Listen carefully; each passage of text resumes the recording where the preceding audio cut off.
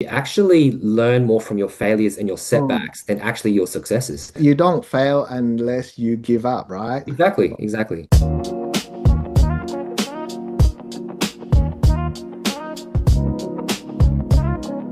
So, Robert, welcome to the Winning Mindset, the podcast where we explore the stories of people who face adversity, bounce back, and reach their peak. I'm Mark, founder of Dynamic Sport Physio, and today's episode is one you don't forget. At 25, Dr. Robert Lin faced health challenges that left him exhausted, frustrated, and searching for answers that no doctor seems to have. And that struggle didn't defeat him, it fueled him. Today, Robert is known as the airway dentist, a global leader in airway focused dentistry, helping people sleep better, breathe better, and live better. Now, in this episode, we'll uncover the mindset, resilience, and strategies behind Robert's journey, from near personal burnout to building a business that changes lives. Robert, welcome to the show. Thank you, Mark. Thank you for the invitation. Thank you for joining me. It's like 8 p.m. and you look so fresh still. Oh, yeah. I just had a nice meal. Absolutely amazing. Now, I want to start from the beginning. Now, you've shared on Instagram that your own health issues shaped your career. And I remember you talked a bit about that previously that we met, but like what was going on for you back then and how did it push you towards airway dentistry? Yeah, so I sort of actually fell into it, but let's start with when I was a kid. So the signs were there from an early age. I think sort of had some issues, saw a lot of doctors, specialists, but no one could really tell me what was wrong with me. I guess the first sign was I was age 12. So I was an athlete. At the time, I was playing tennis, basketball at a state level. And the QAS, so Wow. Queensland Institute of Sport or whatever they're called, Yes. came to my high school. I was at Brisbane State High at the time, so they were doing some testing. They were trying to find some athletes who could, potentially compete for Olympics or things like that. In particular, I think it was the cycling program that came. They did some tests on me because I was a promising athlete, and I actually failed the breathing tests. So that Oh. was a bit of a letdown, but that was probably the first sign. And then from there, I still, that didn't stop me. I still kept playing sports, but Hmm. I realized I had a bit of a physical ceiling. So like for example, say in basketball, I could never play a full game. I could only play in short spurts. So I didn't have quite the stamina. So I could only play about three-quarters of a game. Wow. So yeah, so I had a ceiling. So the signs were there from an early age, but I kind of fell into it. I graduated from my dentistry degree in 2009, but it wasn't until 2013 where I met one of my mentors, who's actually like a world famous dentist. I did his course, so I didn't know who he was. It was just recommended, and he met me for the first time, and he just pointed at me and said, you have this problem," and I was like, "How the hell do you know?" So I just took a leap of faith. He sent me for some tests, and yeah, which revealed at the time I had severe sleep apnea. So even though I was an athlete, by that time, by the end of high school, I actually was playing basketball at a national level, with half my team going on to play in the States, even professionally or representing countries. So at a very high level, so no one suspected I might have had sleep apnea. Hmm. But the test revealed, yeah, I was stopped breathing 54 times an hour. So yeah, so it was quite severe. So yeah, 54 times an hour. yeah. Wow. That must have been a big letdown to have or disappointment. Did you feel that when you had that test and then it revealed that the breathing test we're talking about like when you're in high Oh, school. the breathing test. Yeah, it's like Yeah. as a kid, he's a little bit of a letdown, but like Persistent. Hey, you didn't it let is what it is. So like I was still good at other things, like whether it was like short spurts, sprinting, long jump, things like that. I just couldn't do anything that involved long distance running or like yes. a lot of stamina. I was never good at swimming, so it just made me focus on the things I was good at. Yeah, So you probably just thought that you had low stamina. That's it, yeah, yeah. instead of having these sleep apnea issues. And it's surprising to have sleep and apnea as the cause for all these problems over the years, because a lot of people will think, it's just snoring at night. But then the impact, it is so profound. Well, yeah, it started because one of the reasons I had severe sleep apnea is because I had small airways. So I was born with small airways, but they never developed properly because I had chronic like allergies as a kid, so they never grew properly. Hmm. So yeah, if you have a small airway, you're obviously at a greater risk. Yeah. It's so amazing you were playing sport the whole time at such a high level, Mm. even with the airway. That Yeah, yeah. So I might have been pro like the rest of my teammates if I didn't have it. But I wow, wouldn't be a dentist today then probably. So wow, that's amazing. Using yeah, that with as your strength to build up in your career. And did you ever find out what that doctor, how the doctor tell that you had these problems just by looking at you? Oh yeah, he's been mentoring me since 2013, so I pretty much know just about everything he knows. So I like today, for So example. you can do that now. Yeah, I can. So I had a patient come in. I looked at her like, I could tell she was not well. I think she's 28 years old, but she looked, hope she's not listening to this, but she looked double her age. I said, I just reeled off about a dozen different things. Like, do you have this? And she said yes to all of them. I said, how do you know? I was like, well, I can tell because I see this.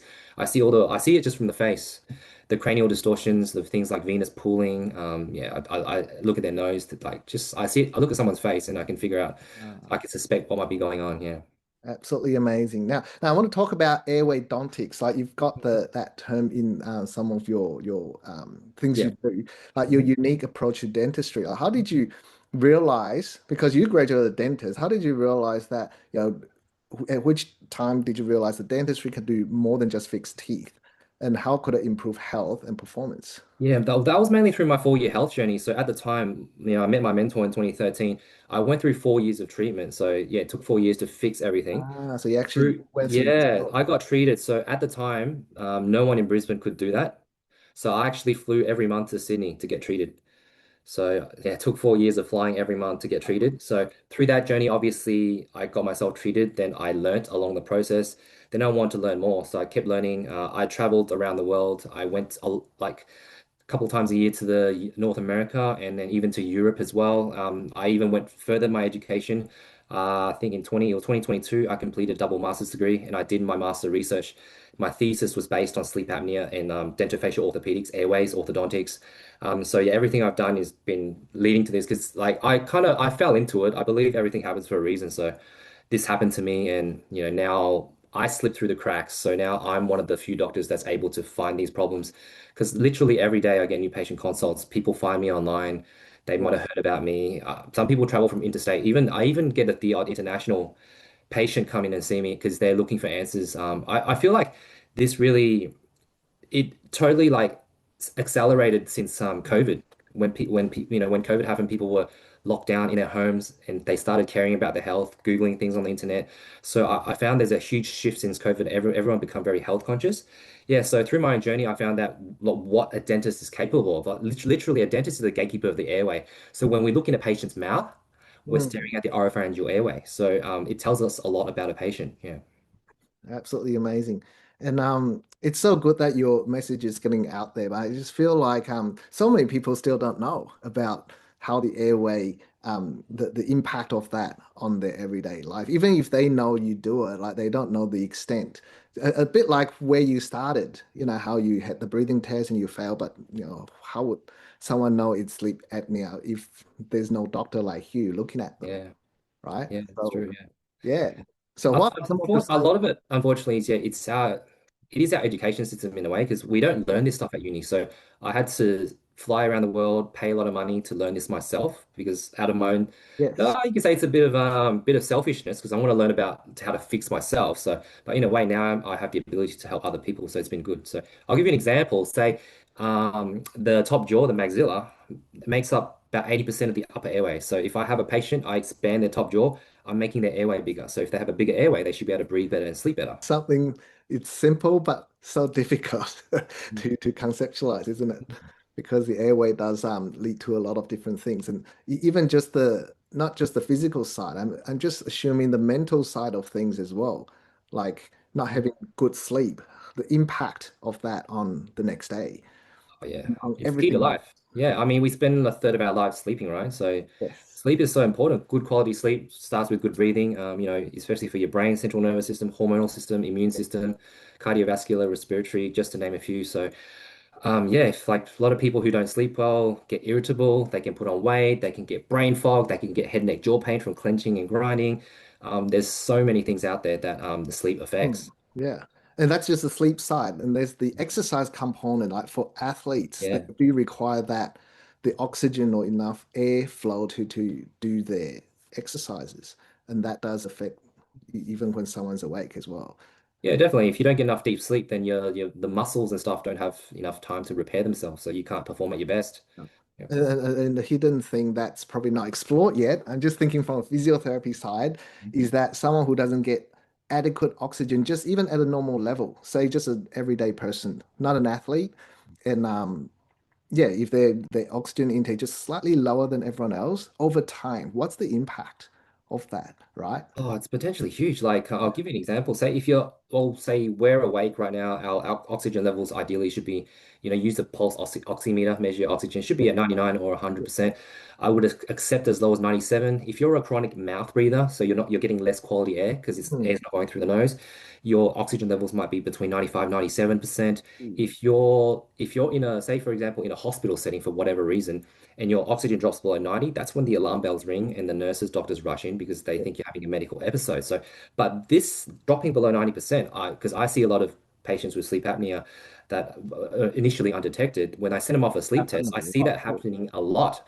Yes, yes. So when that happens, your whole body's suffering, like cell damage, organ damage, brain damage, things like that, which is leading to a lot of like people are starting to like a lot of the latest research in the last couple of years linking the sleep apnea to dementia, Alzheimer's, because the Yeah, brain's just not getting enough oxygen. That's why some people get brain fog. So it affects everything. Yeah. yeah. And we don't have nurses at home, so it makes it so cringe to think about it. Yeah. So Yeah. like if someone is snoring, that's already a sign, right? So about 40% of adults over 40 years of age snore. Hmm. So that's a sign there's an airway restriction somewhere most likely, or Oh, the many airway's of us. collapsing. Such Yeah, a many of us. yeah. Especially you and me being Asian, with Asian and Indian backgrounds, we tend to be more flat in the face, Hmm. face deficient. So genetically, we actually have smaller airways. So we're actually at higher risk. Yeah. Should get myself checked out. Now, every path like yours has challenges, I'm assuming, because I do feel like, say, in Australia, it is such a niche area or niche Yeah. specializations. Not many people do this, like what you say, right? So, can you share a moment in your practice when you felt stuck or unsure because you are only the few that does it? And like what you say, it's a journey you continue to learn. So there must be challenges that's presented itself, right, during your Yeah. clinical practice. So firstly, being in Australia, obviously you and I, we're under APRA, the healthcare body. So firstly, I can't even call myself a specialist because there's no Mm. such thing as an airway orthodontic specialist. So yeah, I'm just call myself an airway dentist. So give you a few examples. Well, it's constant really. So I get sort APRA doesn't make it of, easy, do they? hey. APRA doesn't make it easy. Hey. No, they don't. And yeah, well, I get attacked. I've been attacked a few times. Complaints from, say, because without getting too political, Mm. in Australia, in say for example orthodontics, they just focus on getting straight teeth, like quickest way possible, but they don't realize the effect that means, for example, pulling out healthy teeth, making the jaw smaller, or put getting the teeth straight, but getting the TMJ in the wrong position can have on the rest of the Yeah. body. So they don't realize that. So then they'll make a complaint saying my work is wrong or my diagnosis, my treatment plan is Mm. wrong. So I've got complaints over the years. Obviously, I've never had issues. It's just Yeah. a bit of a headache to defend. I've even last year, the week before Christmas, I got a complaint, an anonymous complaint about my website because my website was too high level. So even though I can prove, like I can do what I do, I have evidence, like in the last, so as part of, because of these complaints over the last 2 years, I've accumulated over 700 of the latest articles to back up everything I do. So I've got all the evidence, but so I can prove I'm doing the right thing and it works, but they still want me to dim it down a little bit. And things like even recently, I get some fake one-star reviews, and it's pretty obvious that the person wasn't even a patient. So I get attacked all the time. Yeah, so you have to be really resilient. Yeah. I I really feel you. Hey, like this is what happens in the I think especially in healthcare Mm, is that you do get this kind of you do get targeted when you're doing something that's innovative. yeah. Unfortunately, that's the yeah, the That's the how. tall poppy syndrome. But the good news is, I was told by one of my mentors that a hater's never more successful than you. So when they point their finger at you, there's three fingers pointing back at them. Because in successful people, they're too successful. They don't have time to be hating on others. Yeah. So yeah, Yeah, what you do is you do have the 99% of the successful cases, that's going to absolutely drown out these 1%. Yeah, like no one's perfect. So yeah, I'm bound to have a case that doesn't go as perfectly as planned, but like still, what my philosophy and my treatment planning is all based on, it's like a holistic healthcare approach. Like, for example, like I have at least 10 different healthcare professionals that I actually work with. So, for example, things like myofunctional therapists, throat doctors, sleep physicians, maxillofacial surgeons, immunotherapists, just to name a few, because I'm just one piece of the puzzle, but I can connect the dots. So a patient comes to see me for initial consult. I find all the problems and I say, hey, you need this person in my team. Together, we can fix you the best way possible. So, yeah, I'm also a firm believer of working in a team because that's how we get the best results for our patients. I love this mental resilience in what you do in your practice. Um, now, so overall, you didn't stop at your clinic. You just don't do this amazing clinical work that you're doing. I see that you're also lecturing internationally and you're teaching others, educating others, not just patients, but other health professionals. And in that team of yours, you do have that educational component as well to really advocate for this new innovative field in dentistry. Right. So can I ask what drove you to scale your impact beyond the patients in your chair? Probably starts from 2017. It was just out of nowhere, literally. My mentor, he just happened to be teaching that weekend, and I was in Sydney, visiting him. And he's like, "Hey Rob, do you want to give a lecture on the weekend?" Like zero preparation. And I was like, "Okay." So I was a guest lecturer. Yes, That was a simple one. I didn't no slides because I was just sharing my journey. So it's an easy like 15-20 minute talk, yes. just to help them tie all the treatment together, understand the whole concept, and I enjoyed it. So from there, he pretty much invited me to join his faculty. I would be flying to Sydney every month to teach alongside him. It was last year that I decided to run my own airway and sleep program. So to have a greater impact, if I teach other people how to do what I do, then I'm having exponentially a much greater impact on more people. So Hmm, yeah, to have a greater effect. Yeah. amazing. You get to help more people by doing what you do. Yeah. Now I want to dig into mindset because I feel like that's so amazing what you're doing in terms of the tall poppy syndrome, driving forward Yeah. and having not. Yeah, no, I would say very little support. Yeah, I know you got mentors, you got your network, but compared to say someone who wants to be a great dentist, general dentistry, this is a totally different playing field, right? So I would like to ask you, what kind of mental framework or habits kept you moving forward? Because I love your drive for this. It's honestly, it doesn't happen overnight. It takes time. I first got into personal development in 2011. So it's been a long journey. So to build that mindset, the mentality, the strength to keep going, but despite all the obstacles, like yeah, I love what I do. That's obviously easy, makes it a lot easier. So I'm excited to go to work to help people. Like I only sleep 6 hours a day. Um, yeah, because I know Wow. we all got the same 24 hours. So if I enjoy my work, I work a lot harder because if I work twice as hard as others, then my competitors, they can't catch up, and the gap will only widen. So I'm since I was a kid, I've always been motivated to be the best I can. Like I may not be the best at this, best at that, but I like to push myself to see what my limits are. So Hmm. that's always been something that really drove me from an early age. So I've maintained that throughout my life, and I became a healthcare like professional. Well, back when, say, I was in like grade 12 or uni, I knew I wanted to help people. That's all I knew. But I didn't know how or what I would get into. So one piece of advice I got was just, hey, just study hard, get the best, I guess, grades and see then it gives you more options at least. So then Hmm. I chose dentistry. And then at the start, I didn't like it. So I Ah. still completed it because like, yeah, it's just, cleaning teeth, drilling teeth, really like a tooth carpenter, really.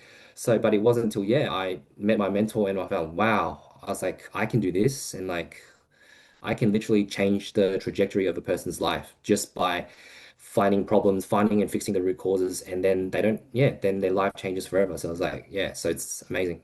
Yeah. Just for our listeners out there, I think your mindset is amazing, and I feel like you're so humble with what you do. Like I've been Facebook stalking you, and just this is just a quick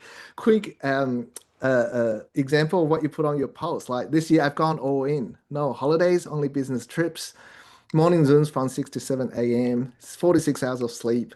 Absolutely love it. Talent and effort alone doesn't won't be exceptional discipline. Like you've done a lot of habit, like Yeah. fantastic habits to get yourself to where you are. And like what you said, by the time your competition wakes up, you're already 8 moves ahead. I absolutely love that. And yeah, and that perfectly explains how you've achieved what you've achieved, and also how yeah, other people might see you. And but yeah, let's move on for our listeners. What out there? What's one thing, Robert, that they can do this week to start facing a challenge they've been avoiding, whether in health, business, or in life? Like, what kind of advice are you able to give? Well, first thing, if they're suffering, they're facing a challenge or something, or they're avoiding something, unfortunately, the longer you avoid it, the worse it gets, or the harder it is to overcome. So, there's a saying, or there's actually a book. It's called Eat the Frog. Uh, Not sure you've heard of it. So every day you do that most difficult thing first, and everything else like feels easier. So what I do is I actually plan every 30 minutes of my day is planned. So I know exactly what I'm doing. So there's no spare time. Like I don't even know what boredom is. Like we since it's been almost 2 years now, but we don't have a TV in our house. There's no time for that. So like I'm and the literally TV. Like, yeah, I usually say get home from work at about 7, have dinner. From about 8 o'clock till about midnight, I'm working on other stuff, like non-clinical stuff. And for me, my habits from about 12 o'clock, I start my wind down process, which will be taking some supplements that help me sleep better. And sit in the massage chair for about half an hour.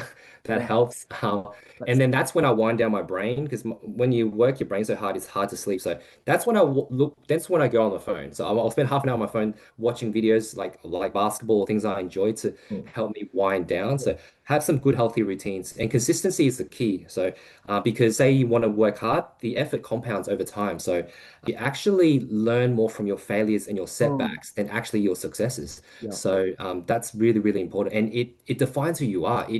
Yeah, you learn a lot about yourself as well. So after get overcoming obstacles, you become stronger and better than ever. yeah.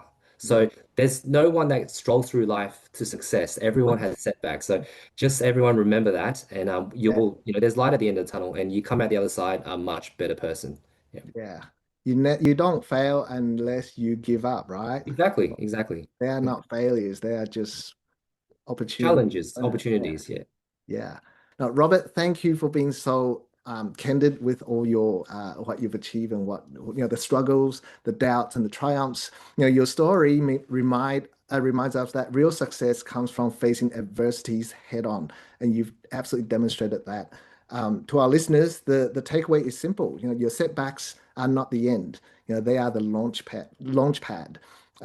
Reflecting on one challenge this week and take a small action toward it. That's how winning mindsets are built step by step, breath by breath, setback by setback. Now, if this episode inspires you, share it, subscribe to the winning mindset, and let's keep learning from those who turn adversity into achievement.